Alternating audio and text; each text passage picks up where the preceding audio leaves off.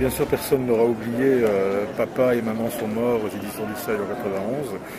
Encore moins l'autobiographie d'une courgette, dont tout le monde se souvient, Plomb en 2002.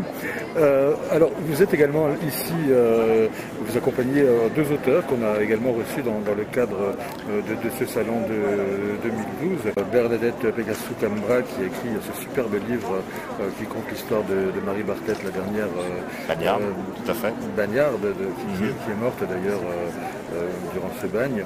Et puis alors un personnage mais dont vraiment on est tous dans cette équipe tombés amoureux.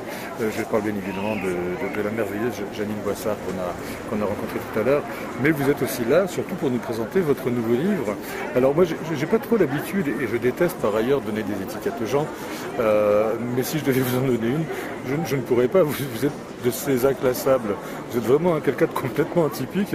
Et le petit pitch que je vais lire tout à l'heure concernant Au pays des kangourous que vous éditez chez Don Quichotte parlera de lui-même. C'est une histoire mais complètement abracadabrante et complètement folle dont vous allez nous parler. En fait, si vous voulez, j'ai écrit 3 romans. Je les ai chacun espacés de 10 ans. Vous voyez, je ne suis pas un auteur qui encombre les librairies ni les médias.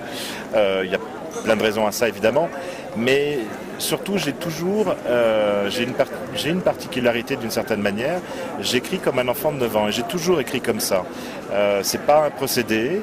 J'ai entre l'âge de 12 et 16 ans, j'ai écrit une centaine de nouvelles qui sont dans un carton aujourd'hui, où j'utilisais déjà ce langage qui me plaisait tout simplement. À 12 ans, on ne se pose pas de questions. Et j'écrivais déjà dans la peau d'un enfant de 9 ans. Aujourd'hui, je viens d'avoir 53 ans.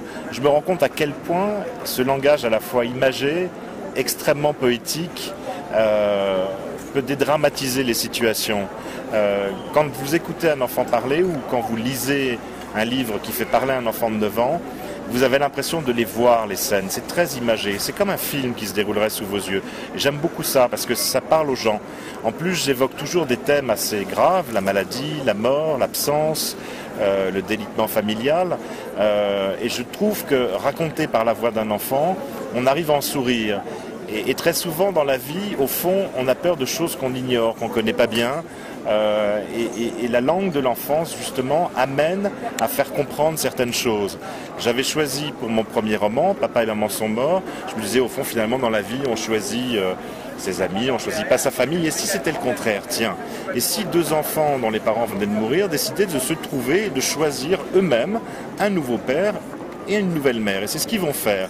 Alors c'était un roman qui était à la fois très poétique et qui faisait que l'adulte qui lisait le livre se rendait compte qu'ils allaient sur des territoires et des personnages absolument abracadabrants, parce que finalement le père qu'ils vont trouver est un gigolo et la mère qu'ils vont prendre est une prostituée. Mais seul l'adulte peut déliter ça. Pour les enfants, tout était transformé en poésie, si vous voulez. C'est le langage de l'enfance qui permet ça. Le deuxième roman, c'est un enfant qui tue sa maman par accident et qui va se retrouver dans une maison d'accueil où, paradoxalement, il va connaître l'amour qui lui a manqué enfant, auprès des enfants, auprès des éducateurs. Il va finir par être adopté. C'est un conte de fées à l'envers et ça se termine extrêmement bien. Alors que ça démarre très mal, puisqu'il tue quand même sa maman par accident. Mais moi j'aime ça, j'aime raconter des histoires qui prennent aux tripes et qui sont émouvantes et en même temps j'aime qu'on en rit. Vous savez, dans la vie, je trouve qu'il n'y a rien de pire que, même si vous aimez le meilleur de vos amis et que vous lui racontez une histoire triste, il faut une pirouette finale pour le faire rigoler. Parce que sinon vous le plombez. Voilà. Donc il faut dans la vie, comme dans les livres, même quand on est écrivain, il faut mettre de l'humour sur les choses graves, parce que sinon on verse dans le pathos et ça c'est pas bon. Il faut arriver à faire sourire les gens de choses qui pourraient les faire, sinon qui pourraient les plomber. Et mon troisième roman, Au pays des kangourous, évoque surtout la dépression. C'est le thème principal, mais c'est pas le seul thème du livre. Et la dépression en France, c'est un vrai sujet anxiogène, c'est un sujet tabou. On n'en parle quasiment jamais. Beaucoup de gens n'ont pas encore compris que la dépression était une vraie maladie et non pas un caprice. C'est pas parce que tout d'un coup on se met à pleurer tous les jours et qu'on veut plus aller travailler et qu'on baisse les bras, c'est qu'on devient malade de cette maladie terrible. Il y a une petite Lily dans le roman qui explique à Simon, 9 ans, qui va lui dire que c'est comme un corps étranger qui entre à l'intérieur d'une personne et qui vous fait faire des choses que vous n'avez pas l'habitude de faire. Je voulais parler de la dépression avec des mots simples, je voulais presque y mettre de l'humour, je voulais qu'on la comprenne mieux et qu'on l'accepte mieux. Si, quand on a refermé mon livre, c'est quelque chose qu'on comprend mieux, alors j'ai gagné une partie de mon pari. Puisque Au pays des kangourous raconte l'histoire d'un petit garçon donc, qui a 9 ans, qui s'appelle Simon, qui vit à Paris, dans un milieu plutôt favorisé.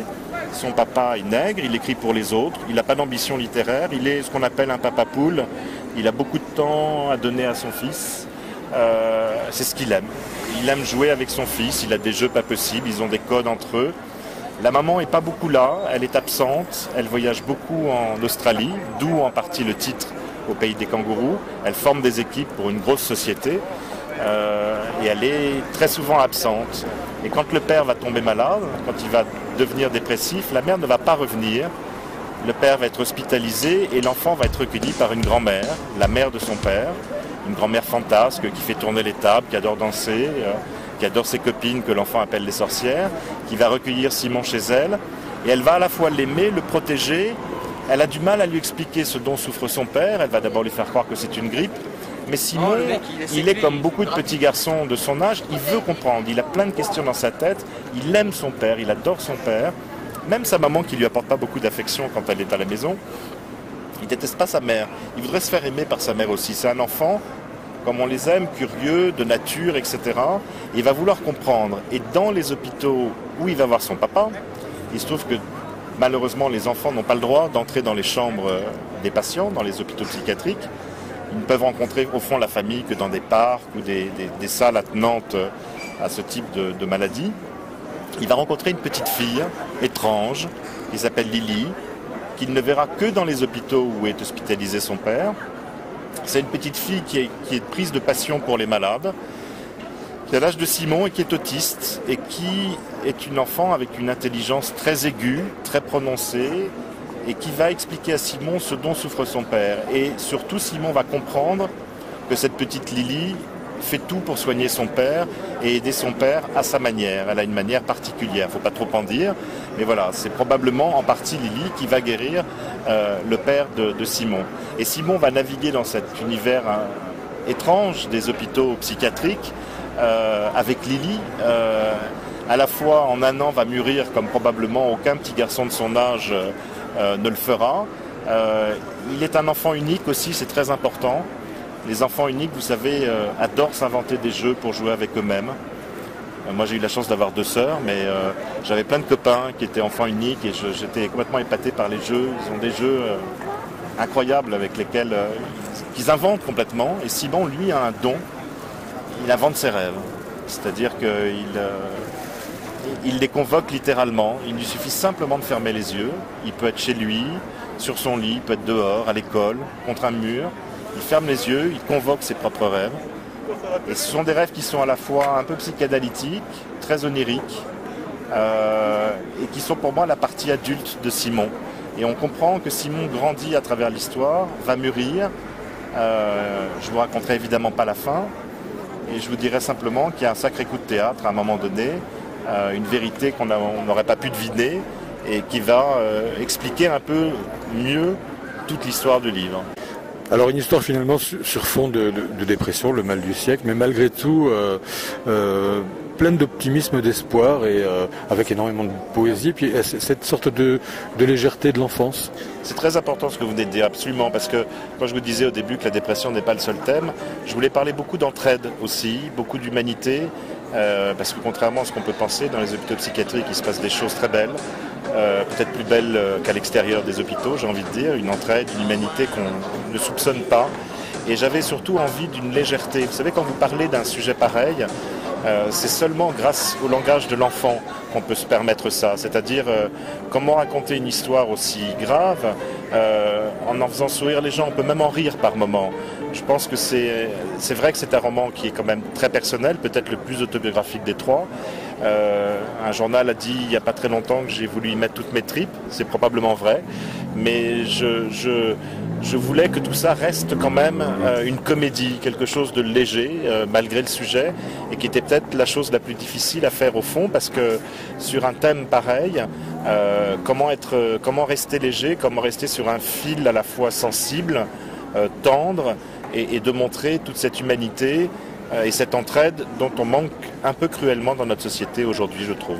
Malheureusement, si je m'en tiens à la loi des probabilités, un bouquin tous les 10 ans, donc on se retrouve d'ici une dizaine d'années pour le prochain. J'espère que ce sera bien avant. Avez-vous déjà une idée de sujet? Oui, j'ai déjà une idée de sujet et j'ai eu vraiment un bel accueil de tous côtés. Donc je me suis dit, je ne vais pas attendre 10 ans. Dans 10 ans, j'aurai 63 ans, puis après 73. Donc je ne vais pas quand même donner rendez-vous tous les 10 ans. Maintenant, je ne peux plus trop me le permettre. Donc tous les 2 ans, ça me paraît pas mal, ou 3 ans. Voilà. Mais je vais jamais publier tous les ans, ça c'est sûr. C'est pas une question de je pourrais, si je voulais vraiment. Mais je trouve que c'est bien de... D'abord, vous savez, quand on est auteur, on se déplace énormément. Je pense que pour ce livre, je vais arriver au final presque à une 50aine de déplacements en France, ce qui est beaucoup. Et après, il va falloir pendant 1 an que je digère tout ça, que je travaille sur l'idée d'un autre livre. Donc je voudrais bien passer une bonne année sans déplacement, si vous voulez, à réfléchir à mon livre. Il va falloir que je retourne dans un endroit, parce que ça va se passer au cours d'un été. Je vais réduire le temps au cours d'un été dans un lieu très particulier qui est entre Bormes-les-Mimosas et le Lavandou.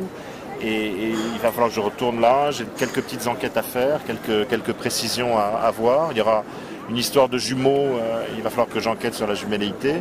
Donc voilà, il y a plein de choses que je dois préparer autour de ce livre et ça sera l'histoire d'un été pour un petit garçon de 9 ans qui s'appellera Victor cette fois-ci et qui va vivre un été dont qui ne sera pas prêt d'oublier.